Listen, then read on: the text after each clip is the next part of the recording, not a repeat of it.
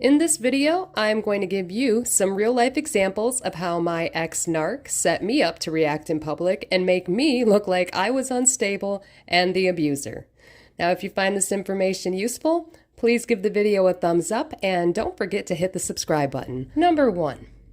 Oh, how the narcissist loves to future fake and make plans with you and then not follow through. My ex-narc did this to me repeatedly, and I fell into the trap every single time. He would gaslight me so badly and tell me that I was insecure and controlling when I would get upset at his constant disrespect and lies. Oh, and of course, when I would try to hold him accountable for his disrespectful behaviors, he would deploy D.A.R.V.O and blame shift everything onto me, and then I would end up apologizing, or he would gaslight me into believing that I misunderstood because I'm so crazy, and he would use stonewalling to completely dismiss my concerns, saying, "I'm not going to argue with you," or just immediately discard me like trash and then give me the silent treatment. It was awful. So let me tell you how he did this. When he was living a double life, which I had no idea about, he had another girlfriend behind my back for about 2 months. She lived out of town, so he would spend Monday through Friday with me, then ghost me on the weekends to be with her. He would continuously make plans with me on the weekends, though, then take off with her and his friends while I was left going absolutely out of my mind trying to get a hold of him and figure out what was going on and what I did wrong to deserve such horrible treatment. He smeared my name and life so badly to everyone around him. And of course, my reactions to his abuse and lies just made me look worse.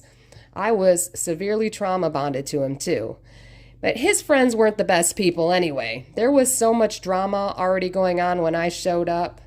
In fact, his friends would say to me when we first started dating, "Why are you even with him? You are way out of his league." And, well, they were right. And then they would turn around and set him up with other women that were better than me. His friends were even trying to set me up with other people. And not only that, his friends were constantly hitting on me and soliciting me for sex. Of course, when I would tell him about it, he would call me a whore and then would defend his friends and discard me. So yeah, he would constantly do stuff like that, make plans with me, and then just take off and not show up. So then what would I do? I would react and call, and text, and cry, and beg and plead, just feeding him endless amounts of supply, and he would just eat that up, living a whole double life behind my back, just even when he didn't have another woman. Listen, actually, narcissists always have somebody in the background, and that's why they keep all their exes around and put you on a shelf and let you sit there and collect dust, so that way when whatever supply they currently have doesn't work out, they can go back to past sources, dust them off, and play with them again like they're just old toys. So yeah, he did this to me repeatedly, making plans and not showing up. Now, number 2, there was this one time that he was supposed to meet with me. He said, "Hey, come over, let's do some laundry together." And I'm like, "Oh yeah, okay, right." So I show up at his house and I get there, and of course he's not there. He left and went to the laundromat, a few miles up the road without me. So I'm sitting there and I text him and I call him and he writes back over text, "Oh, I went to the laundromat. Sorry." He's like, "I'm on my way back right now. Just sit there. I'll be there in a few minutes." So I sat there in his driveway. After about 20 minutes went by, I started calling him. Of course, he wouldn't answer his phone. Then he would text back and he said, "My God, I told you I was on my way." I said, "You said that 25 minutes ago. I've been sitting here. Where are you?" I'm coming right now. I'm en route right now. I'll be there in a few minutes. I'm in the car right now." Well, then another 30 minutes went by and I'm still sitting in the driveway. He never showed up. Finally, after an hour of sitting there waiting for him, I said, "Well, you know what? I'm just going to go to the laundromat because I've had enough of sitting here waiting. This is ridiculous." I mean, he played these games nonstop. So by this time, of course, I'm all emotionally fired up, crying, mad, everything you can think of, because he's been abusing me and manipulating me like this at this point for several months. And actually, during this time, this laundromat instance, he was actually living the double life with the other woman. So when I show up to the laundromat, I am just not happy. I am not pleased. Well, little did I know, one of his friends was sitting in the passenger seat of his vehicle. So I opened up the passenger door so that I could open it and talk to him and get in, and I am mad. I am so mad because I knew he was lying and playing games. And, they know that they're lying and playing games, but they like to see you get mad and PO'd, they love to see your reactions and control you like that.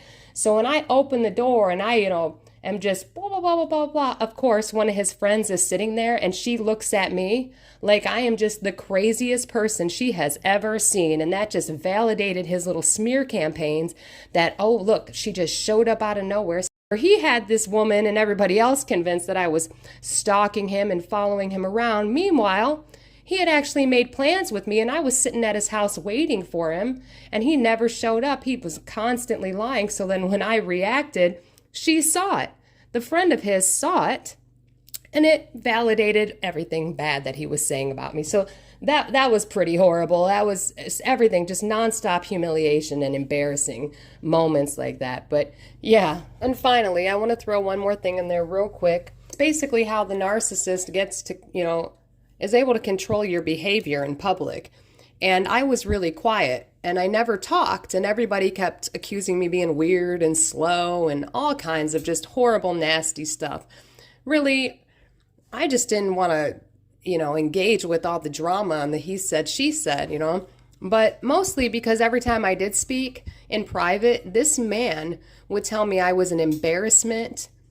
I didn't know how to act right. I didn't know how to talk right. Why can't I be like A, B, and C? Why do I have to be this way? And oh my God, I just could not stand it.